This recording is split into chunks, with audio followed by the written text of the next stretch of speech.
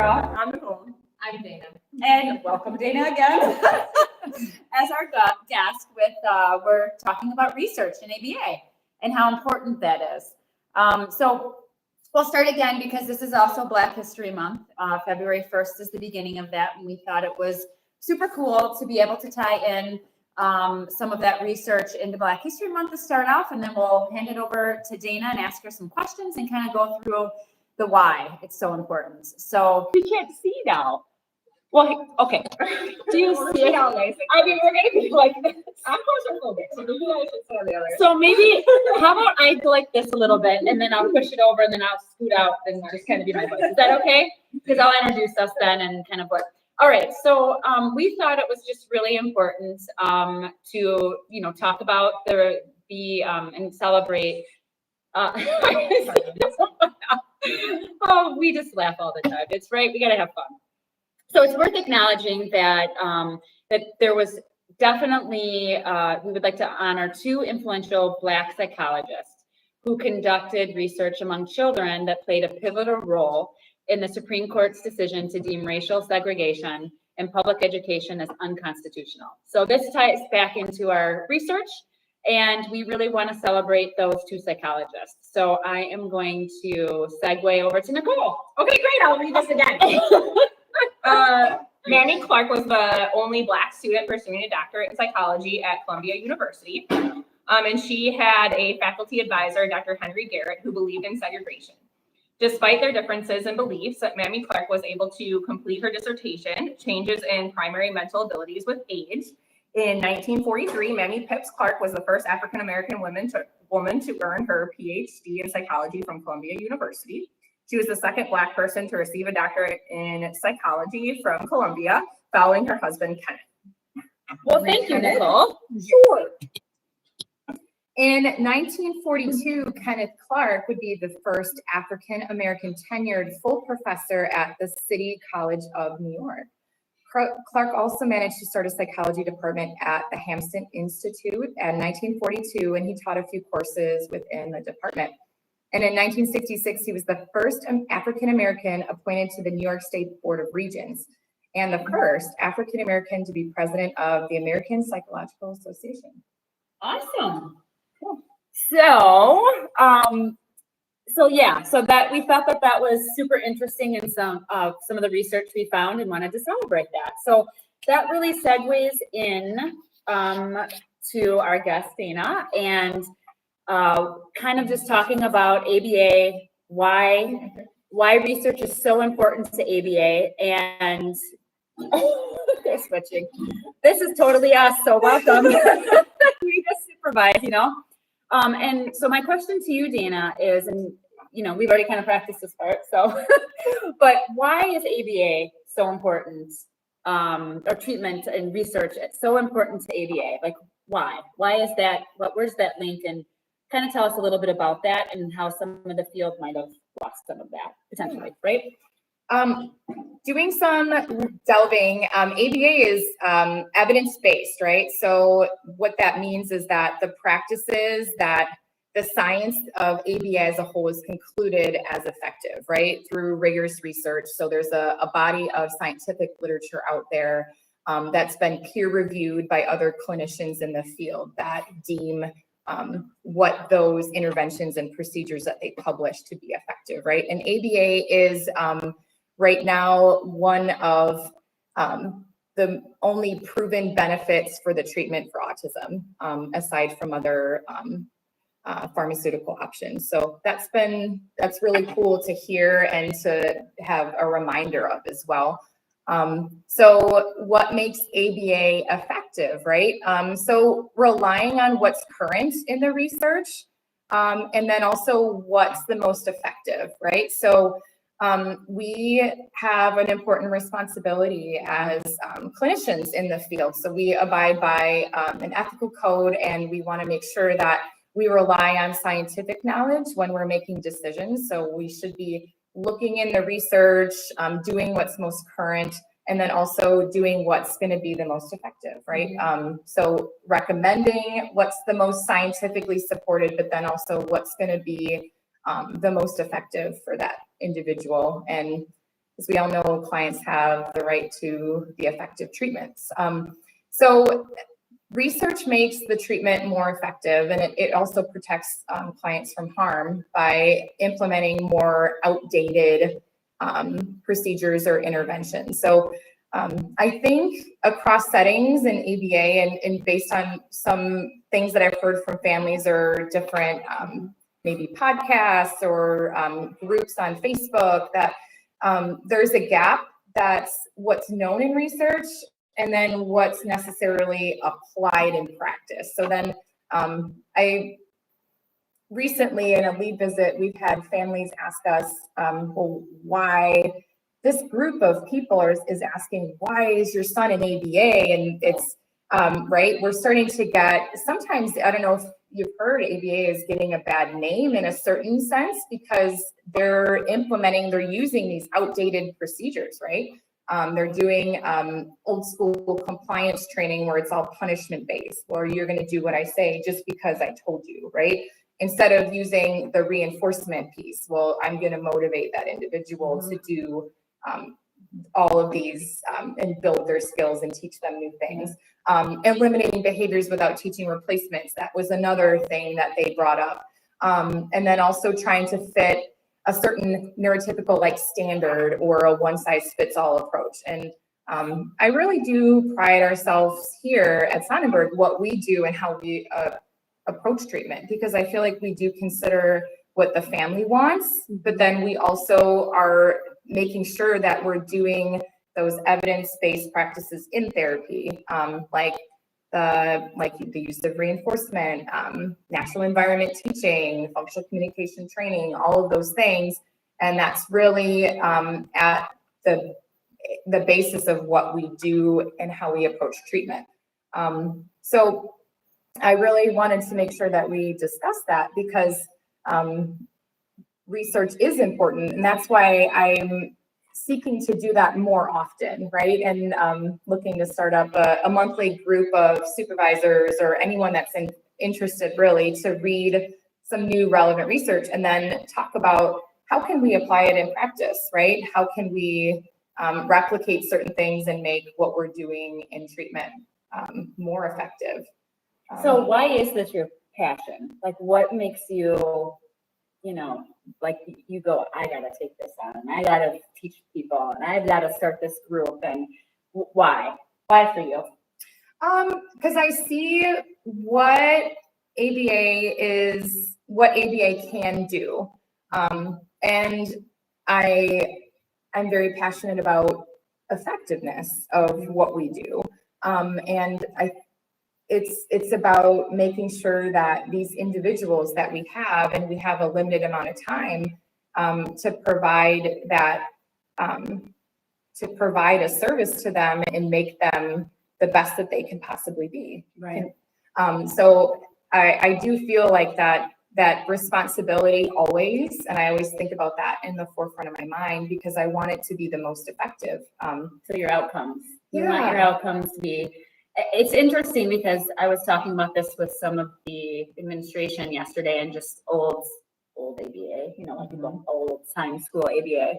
And it's interesting because even in our orientation and our trainings, we were seeing that punishment, because we do teach all, reinforcement, punishment, kind of all those different things, like the background of that.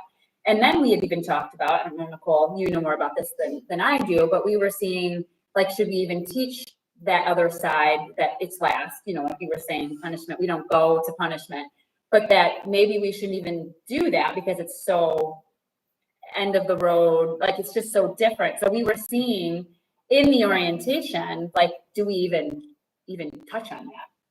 You probably don't know that, but Nicole, like with that piece of it, because we were seeing people coming out of orientation, not understanding and thinking punishment as punishment when it's really not punishment. Do you know what I mean? Yeah. So I thought that was interesting. Yeah, I think that I think we're like where the research is going to is like humanizing the fields more in the sense of like how it relates to culture and how it relates to like individualized type like treatment.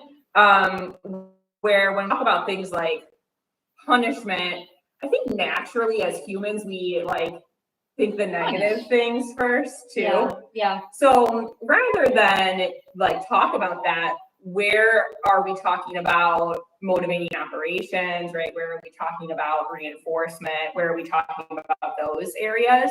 I mean, I just did the safety care training on the ABCs this morning. And we did the ABC, so the antecedent, the behavior consequence. I had them write that for behaviors that were more like positive in nature, like they weren't maladaptive behaviors.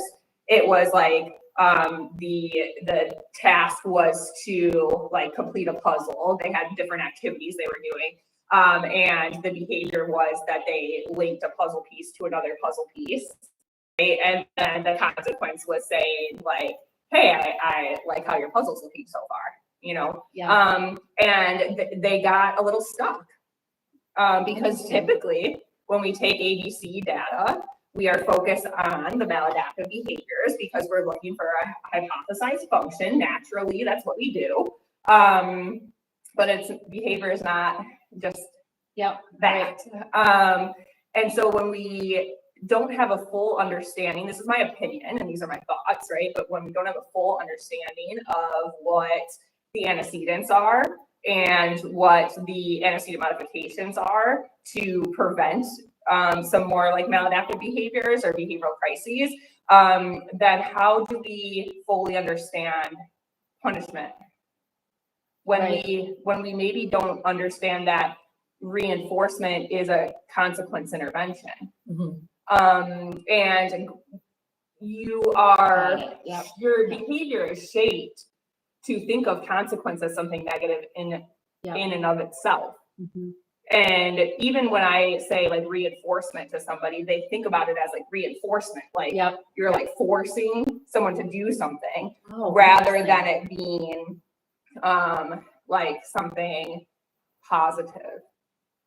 So it's interesting how behavior gets shaped and gets formed over the years, and that really depends on maybe how you grew up, what you had access to. So we're looking at like all of those areas, and I think that's what the research in the field has started to become, is looking at how behavior has been shaped and how we kind of like tease that apart and how we can like formulate new language. That's what I was gonna ask. You know, is the language going to change? Because punishment, like you just said, that's not how it's taught, you know, when you go to school and they teach you about all this, like, but you immediately like think punishment, like a punishment, you know, and so we meaning the fields has taught, like we use language that's already been conditioned how many years ago and used and reinforced that punishment is this. So now we're expecting people to not, and society, right? Because MBC also is, we have lots of thoughts. We have lots of, you know, and you have to kind of, there's one way to do things. Like we've been conditioned that way, and now we're undoing all of that in MBC. It's the same thing with punishment. We've been told what punishment is. We know what the definition of punishment is. If you looked it up, it probably doesn't fit what we're talking about. So my question to you guys is, do you think that they will change what they call what you're talking about? I think that they have. And I think that there's more research on like act and behavior. And there's more research on how we engage in like flexibility around our language. But do you think they will drop the word punishment? Is my question. I don't think so. I mean, Skinner had reinforcement. They're not dropping, you know, like, so I don't think so. Like it all started at like, you know, like we're not dropping things like operant conditioning, right? Like all of these like all of the building blocks, are like, that was back in like Skinner's day, right? And so that hasn't changed in like how many years, right? But what I do think we're doing is looking at how these other areas can help shape what we know about ABA and what we know about behavior. And we're using like different, like a little bit of like different fields. Like we're learning about different fields. They're learning about us, and we're seeing some of that overlap. Yeah. So back to And it you. does- Go ahead. And it does take, I think it's 10 years to disseminate something to the general public. So a lot of these effective evidence-based practices that we use in ABA, like functional communication training, that's been proven decades ago. And now we're starting to speak and talk about reinforcement and all that. It takes a long time to disseminate that information to just the general public, which that brings back to your point of, well, they think punishment is one thing. And then we were saying, well, no, this is what this means for ABA. And then also moving into what you were saying is now in research, it's more about acceptance and commitment therapy and doing more of that positive approach to behavior and discussing more about like flexibility and all of that. So I think it is shifting, right? So that's what's the most current. And a lot of the CEUs now are all about the acceptance and commitment therapy and how to approach that's that cool. So that's what's current, but the importance is to stay current, you know, don't just isolate yourself and not stay connected to that body of research. Because I think that's just where we fall apart just in general as the field, right? So Yeah. Yeah, that's a good point. It's just interesting, excuse me, because that's where, did we talk about on this one? I can't remember if you talked about it with the last one. that we talked about just how the fields, how you have a lot of companies that are like doing old ABA, right?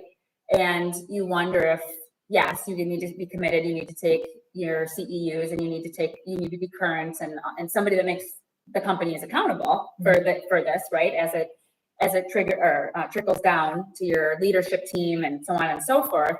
So, but my question is too with that is, do you think that's why you have such a split, kind of like medical doctors, right? If you don't go to the person that's most current and you go to like Northwestern or Mayo, that they're a research, you know you're going to get the most current treatment because they're a research and they're up to date and they have students, you have to stay kind of in that. But then you have other hospitals that are using stuff that's 20 years ago. I mean, I just saw somebody get shock therapy as a medical in their brain. And I'm like, isn't that from like the 60s when it comes to this part? And I don't know this. I don't, but like that seems very archaic, right? But then you go to Mayo or Northwestern and it's stuff you've never even heard of. Yeah. So isn't that the kind of the same thing in the ABA field? And it's all in the medical fields, but where's the accountability for each? Do you know what I'm saying? With the companies and with like, where's that accountability? I mean, I think that's where we're seeing more of these like accreditation type processes for organizations like such as ours, so that they can be held accountable for best practices. Okay. I mean, just like anywhere, like you can have bad doctors, you can have bad BCBAs. I mean, that's the reality of it. Word of mouth too. I know there's a lot of different platforms for just communities with parents that have children with autism, right? Yeah. Where they can speak to their experience that they have had. And I feel like that's been trending more and more, and it's been coming out more and more. And it's interesting that recently I did an intake where this individual is school aged 6, and it's interesting to see that I didn't see any established form of communication, right? They were mostly nonverbal. They said that they use a clinic, but then when I asked how many hours that they currently receive, it was about 20 hours a week, when we all know research says 35 to 40. So it's interesting to see and that's still happening, right? Yeah. And then in my mind, all these red flags are going off like, wait a minute, hold on a second. And then I'm observing the dad using a punishment procedure, right? In the intake where I'm like, hey, let's just prompt this appropriate behavior and reinforce. So it still is happening. Of course, I'm not going to speak to, right, that's not what we're all about, but it's just enough to give us that urgency of, we need to stay current and hold ourselves accountable and seek that out as clinicians. I know it's not fun to read a 30-page research article, but it is cool to see how it could impact what we do and to normalize it a little bit. Yeah. Just to help disseminate that to clinicians in more quickly, right? So if something just came out and is current, like, hey, let's talk about this, let's read this, oh, let's try this out and do that and talk about it instead of letting so much time go by or don't have a time and a space to discuss all this stuff. And then where are we? I think right? it's creating that space. Yeah. Because you gotta have a space to do it, otherwise it's lost. And people are just going. That's why I think with the hospitals that are in research and they're in the most current practice and they have students, so they have to be, that's like the accountability piece too, right? And that's why people will go, or Mayo, just to name two, because they have to teach. It's like, it's part of the process. So that's where I think it's awesome that you're doing what you're doing. And Nicole's, of course, very into research and learning and curiosity, right, Nicole? So I think it's cool because we've wanted to create that space and continue to create that space so we can do that. Because otherwise it gets, I mean, we know the fields. We're go. We got to do this. We got to do this. We got to train. You know. So I think that that's really important. So yeah.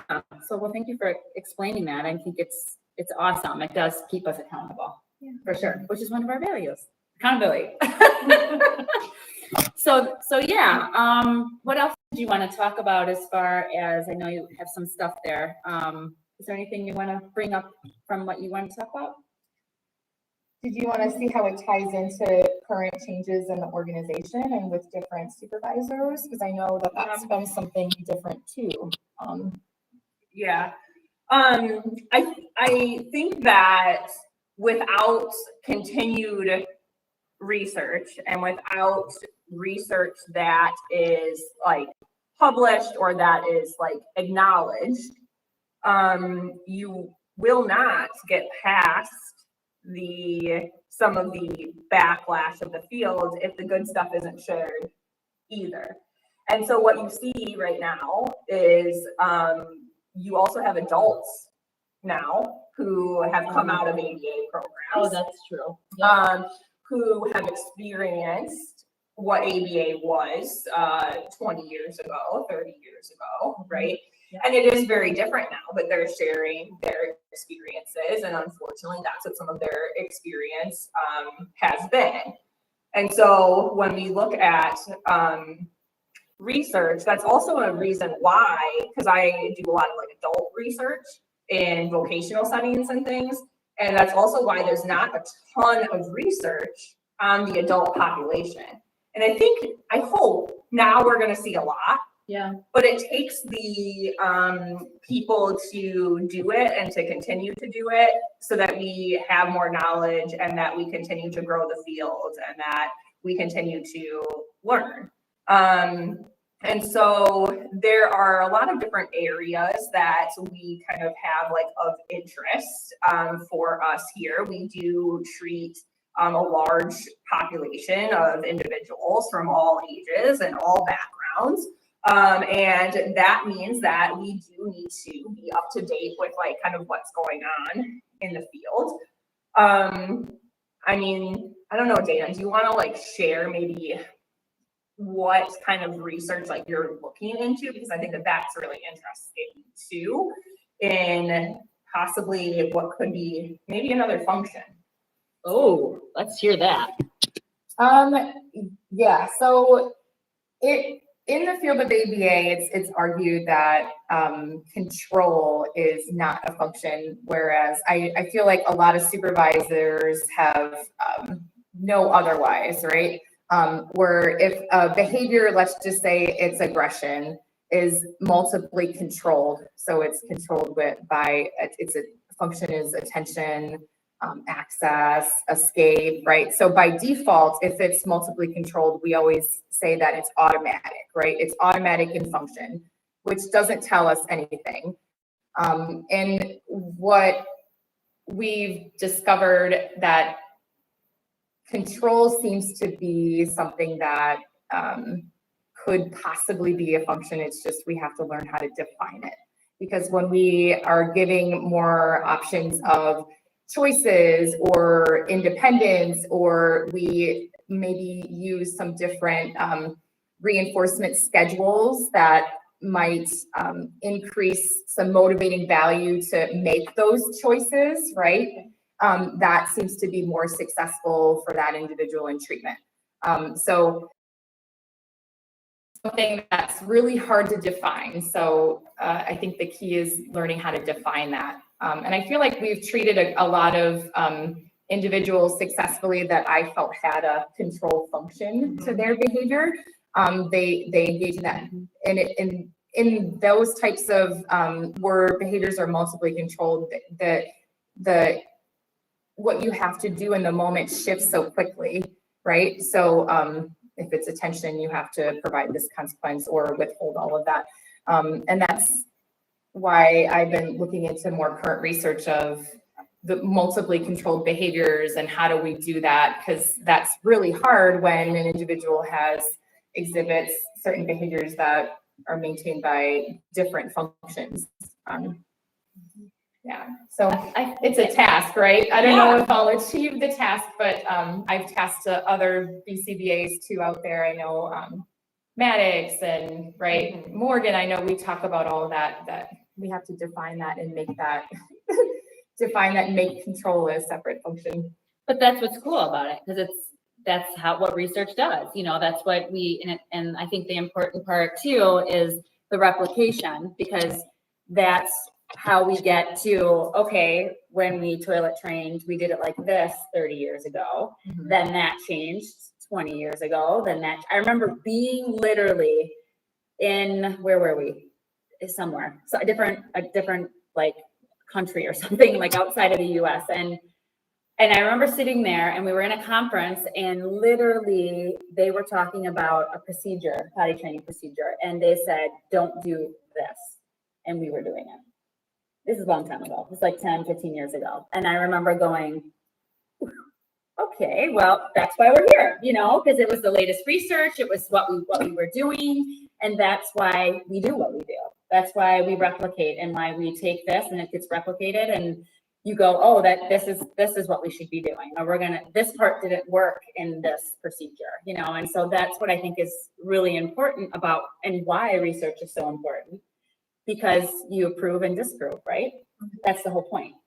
I was part of a research group. I think I had 3 kids originally in the state of Wisconsin before there was funding. And what we did almost 30 years ago, we don't do a lot of that anymore, so, but we were replicating what Lovaas did, right? And then in this particular company used just discrete trial. That's what they used.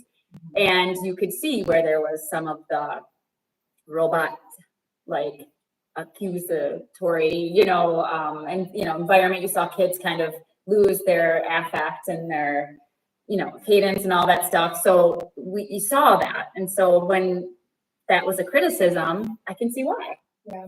There was a flow chart. You talked to that flow chart of this order of programs. This is how you make a request. You say, I want this.